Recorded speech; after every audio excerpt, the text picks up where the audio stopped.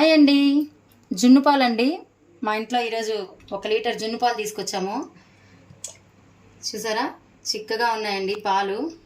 మనం జున్ను చేసుకోవడం కోసం పాలు ఒక గిన్నెలోకి తీసేసుకొని 1 లీటర్ పాలకి మనం 250 గ్రామ్స్ కానీ లేకపోతే 300 గ్రామ్స్ కానీ బెల్లం వేసుకోవాలండి. ఇలాగా మనం వడగట్టుకోవాలి. ఇంట్లో బెల్లంతో చేసిన జున్నునే ఇష్టపడతారండి. అప్పుడప్పుడు చక్కెరతో కూడా చేస్తాము, కానీ 90% బెల్లంతోనే చేస్తామండి. చాలా టేస్టీగా ఉంటుంది. చూసారా, బెల్లంలో ఉన్న చెత్త అంతా వచ్చేస్తుంది. జున్నులో ఉన్నది, బెల్లంలో ఉన్నది చెత్త అంతా వచ్చేస్తుంది. ఇలాగ మనం ఫిల్టర్ చేసేసుకొని ఇప్పుడు మనం ఇందులో ఏలకుల పొడి, మిరియాల పొడి కలుపుకుందాము. బెల్లం కలిపిన తర్వాత పాలు వడబోసుకున్న తర్వాత మిరియాల పొడి, ఏలకుల పొడి అండి. ఒక 10 నుంచి 15 మిరియాలు, అలాగే 3-4 ఏలకులు వేసి పౌడర్ చేసుకొని ఈ జున్నులో కలిపేసుకోవాలి. బాగా జున్నులో కలిపేసుకున్నాక మనం ఇప్పుడు స్టవ్ పైన పెట్టుకుందాము.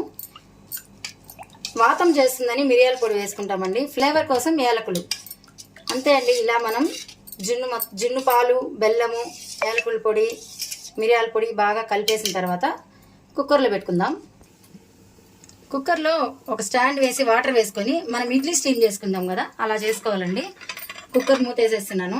ఇక్కడ ఒక టిప్ ఏంటంటే, మనం విజిల్ పెట్టుకోకూడదండి. ఒక గ్లాస్ బోలించుకోవాలి. గ్లాస్ కానీ చిన్న కప్పు కానీ బోలించుకోవాలి. విజిల్ మాత్రం పెట్టకూడదు. ఇడ్లీ స్టీమ్ చేసుకున్నట్టే విజిల్ లేకుండా స్టీమ్ చేసుకోవాలి. మనం కుక్కర్ విజిల్ లేకుండా స్టీమ్ పెట్టుకున్న తర్వాత 20 నిమిషాల దాకా అలాగే ఉడికించుకోవాలి. అండి, కరెక్ట్గా 20 మినిట్స్ తర్వాత కుక్కర్ ఓపెన్ చేసి చూసుకున్నామంటే కనుక చూసారా, చూడండి ఇలాగ జున్ను తయారైపోయి ఉంటుంది. ఒక్కసారి కత్తి ఇలా పెడదాము, ఉడికిందా లేదా తెలుసుకోవడానికి. చూసారా, తడేమీ లేదు కాబట్టి బాగా ఉడికిపోయిందండి జున్ను. ఇప్పుడు మనం సర్వ్ చేసుకుందాం. వేడివేడిగా తినచ్చు, లేదా ఇది అలాగే చల్లారి పెట్టుకొని ఫ్రిడ్జ్లో పెట్టుకొని కూడా తినచ్చండి. చాలా టేస్టీగా ఉంటుంది. మనం జున్ను పాలు వేసుకున్నప్పుడు హాఫ్ వరకే వేసుకోవాలండి. ఎందుకంటే అది ఉడికే ప్రాసెస్లో బాగా పైకి వచ్చి మళ్ళీ కిందకి వెళ్తుంది. కాబట్టి మనం హాఫ్ వరకే వేసుకోవాలి. జున్ను బాగా గట్టిగా వచ్చింది చూడండి. ఒక్క ఊరికే కొద్దిగా మాత్రమే నీళ్లు దిగాయి పైన, అవి కూడా కుక్కర్లో ఉన్న ఆవిరి నీళ్లు. జున్ను బాగా గట్టిగా వచ్చింది. ఇదిగోండి, వేడివేడిగా బెల్లంతో చేసుకున్న జున్ను కేక్స్ లాగా బాగా రెడీ అయిపోయిందండి. ఇప్పుడు మనం సర్వ్ చేసుకుందాం. చూసారా, కట్ చేస్తున్నా కూడా చాలా గట్టిగా ఉంది. మనం కేక్ మోల్డ్లో కూడా చేసుకోవచ్చండి.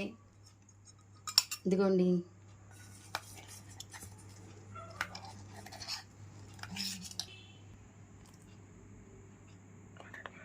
టేస్టీ అండ్ హెల్దీ బెల్లంతో చేసుకున్న జున్ను పాలు రెడీ అయిపోయాయండి.